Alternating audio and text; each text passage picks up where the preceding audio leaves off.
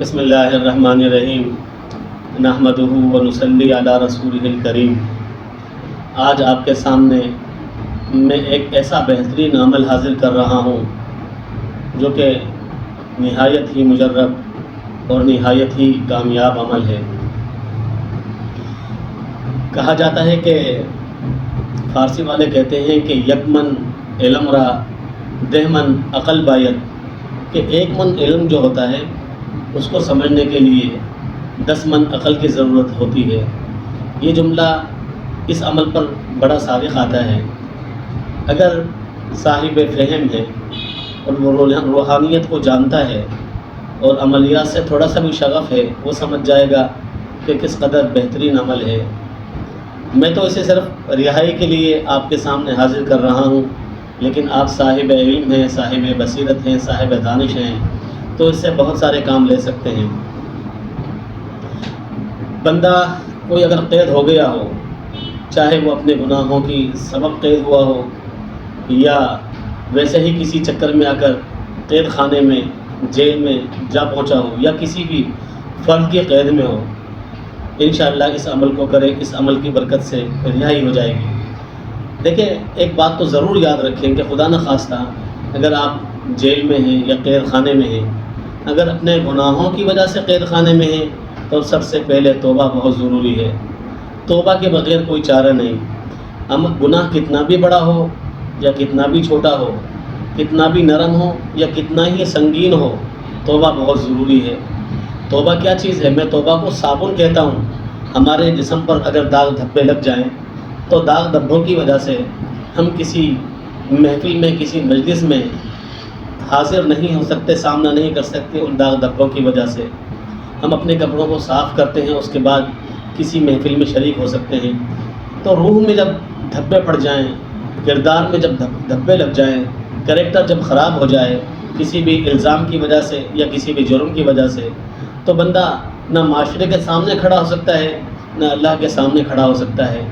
Guilt والا بندہ، شرمندگی والا بندہ کبھی بھی کسی کے سامنے کھڑا نہیں ہو سکتا، نہ اللہ کے سامنے اور نہ مخلوق خدا کے سامنے۔ تو اللہ نے یہ ایسا صابن رکھا ہے جو گلٹ کو، شرمندگی کو، اللہ کسی کو شرمندہ نہیں کرنا چاہتے، اس لیے جگہ جگہ توبہ کا کہا گیا کہ توبہ کیجئے، توبہ کرنے والے کو اللہ پسند فرماتے ہیں۔ تو خدا نخواستہ کوئی غلطی ہو گئی، کوئی گناہ سرزد ہو گیا، خواہ وہ گناہ کتنا ہی بڑا کیوں نہ ہو، صدقے دل سے، سچے دل سے اللہ کے سامنے گڑ گڑا کر معافی مانگے۔ اس معافی مانگنے سے کیا ہوگا؟ آپ کی روح کی گلٹ ختم ہو جائے گی، آپ کا کردار صاف ہونے لگے گا، آپ کا کریکٹر اجلا ہونے لگے گا اور آپ پاک باز ہو جائیں گے۔ اس کے بعد آپ اپنے اللہ کے سامنے کھڑے ہو۔ تو سب سے پہلی جو چیز ہے وہ ندامت کے ساتھ توبہ ہے، استغفار ہے اور اللہ کے سامنے گڑ گڑاہٹ ہے، رونا مانگنا ہے۔ آپ نے ابھی کرنا ہے، اگر خدا نخواستہ آپ گرفتار ہو چکے ہیں تو کسی جیل میں ہیں، کسی تھانے میں ہیں، کسی قید میں ہیں، کسی افراد کی یا فرد کی قید میں ہیں، تو آپ نے تنہائی کے اندر بیٹھنا ہے۔ اور بیٹھنے کے بعد آپ نے بیٹھنے کا طریقہ جس طرح ہم اتحیات میں بیٹھتے ہیں اس طرح بیٹھنا ہے۔ اتحیات میں بیٹھنے کے بعد ہمارا جو سیدھا گھٹنا ہے اس کو کھڑا کر لینا ہے، الٹا گھٹنا اسی طرح رہے گا جس طرح ہم اتحیات میں بیٹھتے ہیں، اور سیدھا گھٹنا اس کو ہم کھڑا کریں گے۔ کھڑا کرنے کے بعد ہمارے سر پر کوئی کپڑا ہے، ٹوپی ہے، اس کو ہم اتار دیں گے۔ پھر اس کے بعد اس گھٹنے کو کھڑا کرنے کے بعد اپنا یہ والا جو گال ہے وہ اپنے گھٹنے پر ایسے کر رکھ دیں گے۔ اگر پیٹ موٹا ہے یا آپ زیادہ ہی صحت مند ہیں تو گال لگے گا نہیں، جتنا پہنچتا ہے آسانی کے ساتھ اپنے گال کو آپ اپنے گھٹنے پر، جو سیدھا گھٹنا کھڑا ہوا ہے اس پر ایسے ٹکا دیں۔ الٹا گھٹنا ایسا ہی رہے گا، سیدھے گھٹنے پر اپنا گال ایسے رکھنا ہے اور آنکھیں بند کر لینی ہیں، اور یہ دونوں ہتھیلیاں ہیں ان کو زمین پر لگا دینا ہے۔ اب اس طرح یہ پوزیشن آ جائے گی، آپ کی آنکھیں بند کر لینی ہے اور روتے ہوئے، گڑ گڑاتے ہوئے آپ نے یہ جملہ کہنا ہے، اللئیم ببابک یا رحیم ارحمنی۔ اللئیم ببابک یا رحیم ارحمنی۔ اس جملے کو میں کمنٹ میں بھی لکھ دوں گا، انشاءاللہ آپ کو پڑھنے میں دقت نہیں ہوگی، یا آپ کو کہیں لکھا ہوا ملے گا نہیں یہ عمل ہے، تو آپ نے اس طرح اللئیم ببابک یا رحیم ارحمنی۔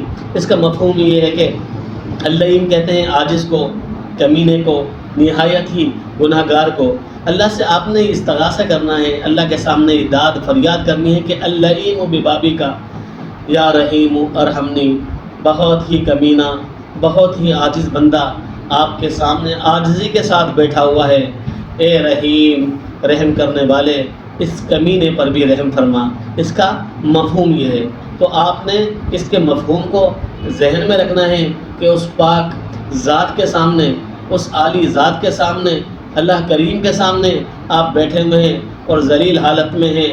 کمینے جس طرح ہوتا ہے ایک عاجز گناہ گار، بہت ہی گناہ کرنے والا بندہ ہوتا ہے، اس کیفیت کے اندر، اور اس کیفیت کو دل سے فیل کرنا ہے۔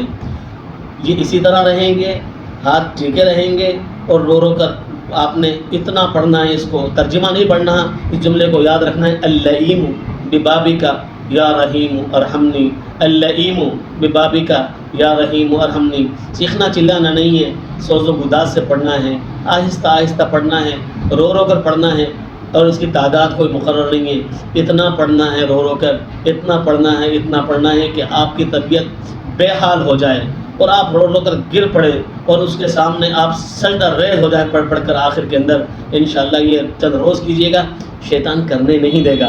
دیکھیے جب بھی ہم اپنی پڑھائیاں کرتے ہیں نا، پڑھائیاں 40% پر، 40% پر جب پہنچتی ہیں تو شیطان رکاوٹیں ڈالنا شروع کر دیتا ہے کہ کچھ بھی نہیں ہو رہا، کچھ بھی نہیں ہو رہا۔ حالانکہ اب کچھ ہونے لگتا ہے تو شیطان آپ کو کہتا ہے کہ کچھ بھی نہیں ہو رہا، آپ کو دوبارہ زیرو پر لے آتا ہے۔ اس لیے شیطان کچھ بھی وسوسہ ڈالے، کتنا بھی وہم آپ کے اندر ڈالے کہ کچھ نہیں ہو رہا، آپ نے اس تصور کو رد کر دینا ہے کہ ہونا ہے یا نہ ہونا ہے، میں نے اس عمل کو چھوڑنا نہیں ہے، جب تک رہا نہیں ہوتا اس عمل کو چھوڑنا نہیں ہے۔ اللئیم ببابی کا یا رحیم ارحمنی، اس قدر پڑھنا ہے، اس قدر پڑھنا ہے کہ پڑھتے پڑھتے آپ نڈھال ہو جائیں، آپ بالکل گر جائیں، اس طرح پڑھیں اور روزہ نہ کریں۔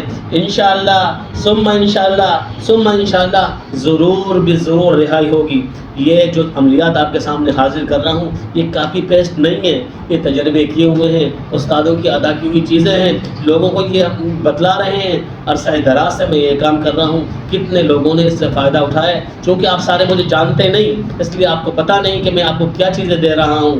آپ یقین کے ساتھ، اعتقاد کے ساتھ، ایمان کے ساتھ اس عمل کو کیجئے، پھر دیکھیے کہ کیسے آپ کا بندہ، آپ کا دوست، یا جو آپ خود خدا نخواستہ قید میں ہے تو کیسے رہا ہوتا ہے۔ دعاؤں کا طالب، مجھے بھی دعاؤں میں یاد رکھیے گا، دعاؤں کا طالب آپ کا بھائی حافظ حبیب اللہ طبیب، سرائے فقیر، میرپور خاص، سندھ۔